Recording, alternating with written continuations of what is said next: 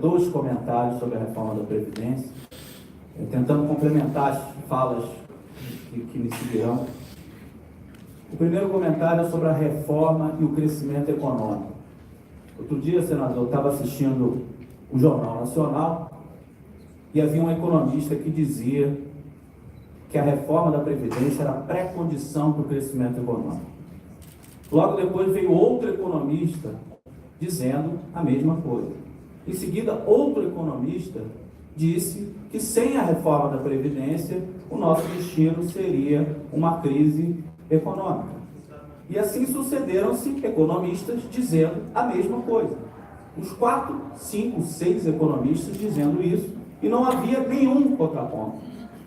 Nenhum contraponto, falando óbvio, que a reforma da Previdência, como qualquer reforma ou qualquer corte de gastos que limita as transferências, aumenta impostos, é contracionista. Ela reduz o crescimento econômico. No curto prazo, no médio prazo, no longo prazo. A reforma da Previdência, ela não vai gerar o crescimento econômico esperado. Esse discurso de que a reforma gera crescimento é baseado em mitos. Mitos que são facilmente desmontados. Por exemplo, o mito da fada da confiança, que nós estamos ouvindo já há alguns anos. Na verdade, desde 2015, nós ouvimos o ministro da Economia dizendo que nós vamos cortar gastos e as expectativas vão melhorar. E o investimento vai crescer e o crescimento vai voltar. Mas não está acontecendo isso, pelo contrário. Não acontece por um motivo óbvio. O empresário não investe porque o governo cortou gasto. O empresário investe quando tem demanda, quando tem lucro. E quando o governo corta gasto, ele corta também a demanda. O gasto do governo é renda do setor privado. O déficit do governo é superávit do setor privado, a dívida do governo é ativo do setor privado. Essa relação ela é muito importante. Isso significa que o governo nunca pode cortar gasto? É claro que não. Depende do momento do ciclo econômico. No momento de crise, que é o momento onde os empresários não investem e a população não consome, é o momento do governo gastar.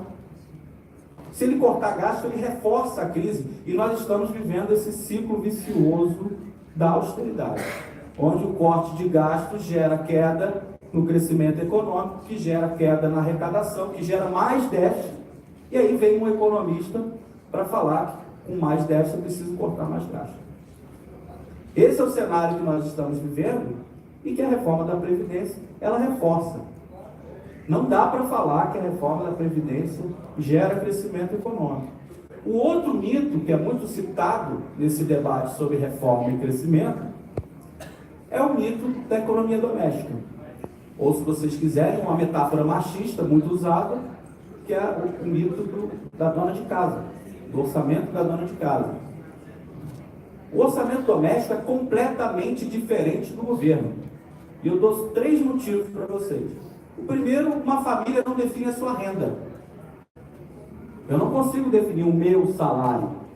O governo, sim, por um processo democrático, pelo Congresso Nacional, ele pode definir em determinados momentos arrecadar mais para fazer frente a contingências que são colocadas pelo ciclo econômico. Eu posso decidir, durante uma crise econômica, arrecadar mais para manter os hospitais funcionando, por exemplo. Posso arrecadar dos mais ricos. Ou posso não taxar ninguém, posso simplesmente emitir dívida. Isso é normal no sistema capitalista. Eu posso arrecadar mais, o governo tem essa possibilidade, coisa que as famílias não têm dessa maneira. Elas não definem a sua renda. As famílias também, quando gastam, esse dinheiro não volta para elas. Já o governo não.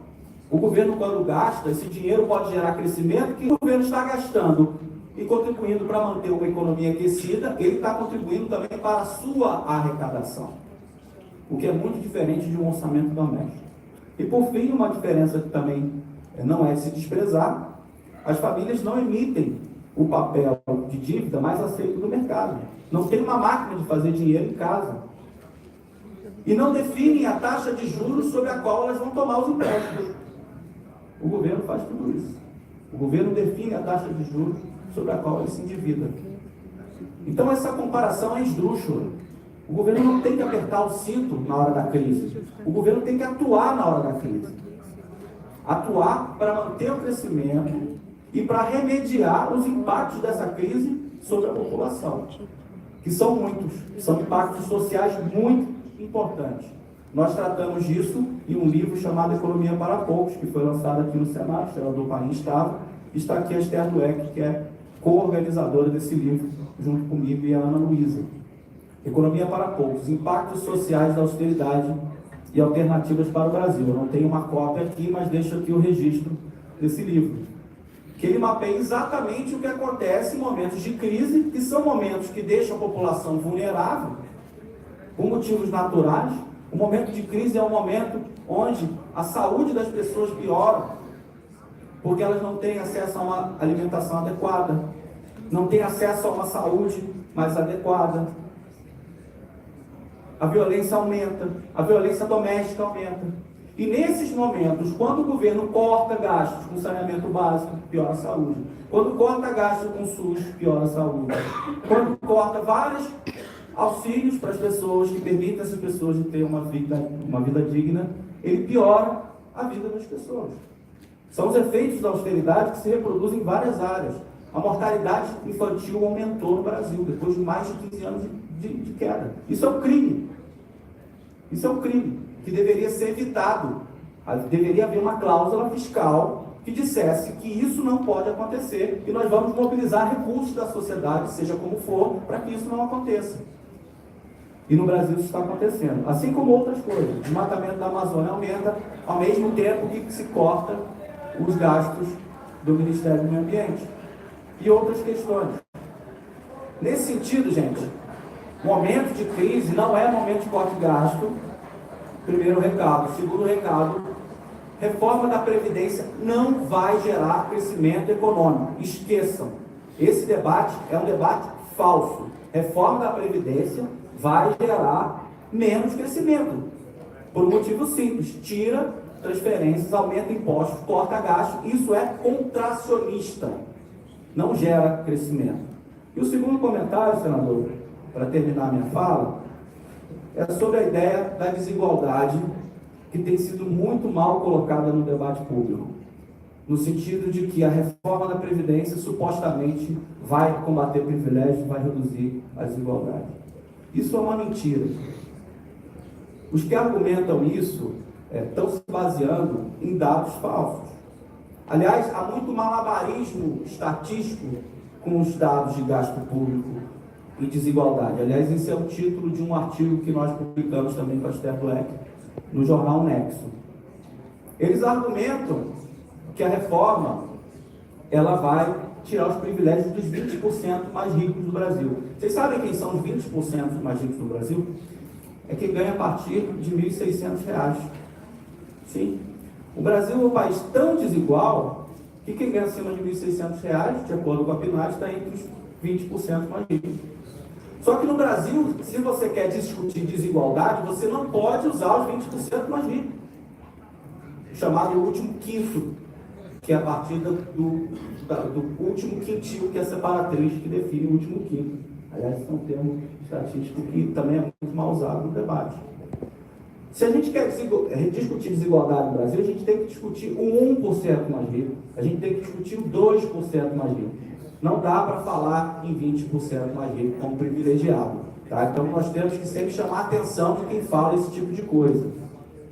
E por falar em desigualdade, eu trago aqui para vocês, para terminar minha fala, um artigo que assinamos eu, o Marco Antônio e o Arthur Velho sobre o abono salarial, para dar um exemplo de como essa reforma vai aumentar a desigualdade de tantos outros.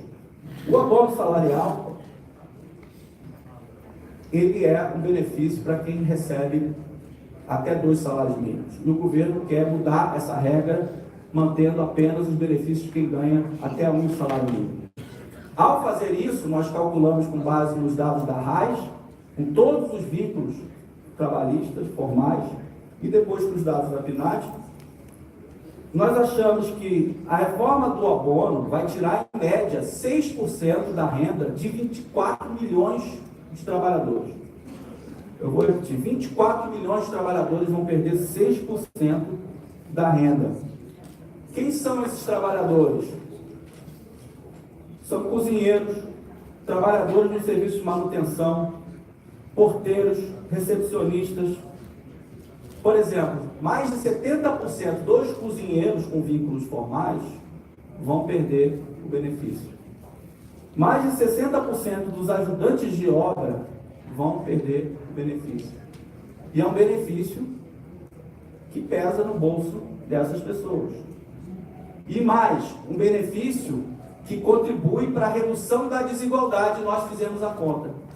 Nós calculamos o Gini, o índice de Gini, com base na PNAD, e achamos que sim, o abono salarial reduz a desigualdade e que a nova regra, com a mudança do abono salarial, vai aumentar a desigualdade.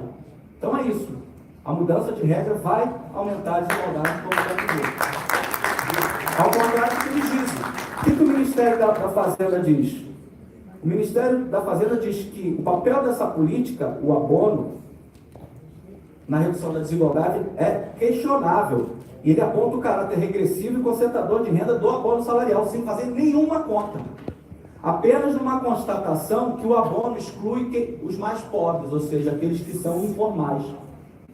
O que é um discurso absurdo. No Brasil, nós estamos discutindo tirar do meio da distribuição, tirar de pobre para dar para pobre. Esse é o debate que está sendo feito no Brasil, sobre desigualdade.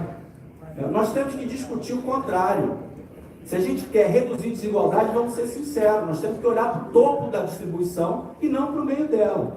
Não há no regime geral, aqui eu estou com o professor Eduardo Faiani aqui, nada que se possa fazer no sentido de retirar, de reduzir a desigualdade. O regime geral tem que ser preservado.